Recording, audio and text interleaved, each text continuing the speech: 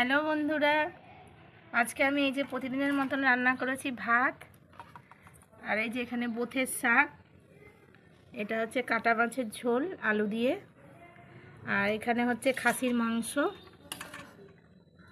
আর এই দেখুন আবার বিরিয়ানি। এই যে আমাদের দাদা বৌদির বিরিয়ানি, বহরমপুরের দাদা বৌদির বিরিয়ানি।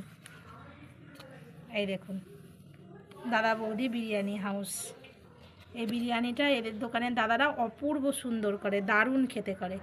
এক প্যাকেটই নিয়ে এসছে, কারণ হচ্ছে আমাদের ভাত হয়ে গেছিলো, বিরিয়ানি আনার কোনো প্রোগ্রাম ছিল না, ওই জন্য এক প্যাকেটই বিরিয়ানি নিয়ে এসছে। মাকে খেতে দিয়ে দিলাম, মা শাক দিয়ে খেতে থাক, তারপর আবার মাছ দেবো।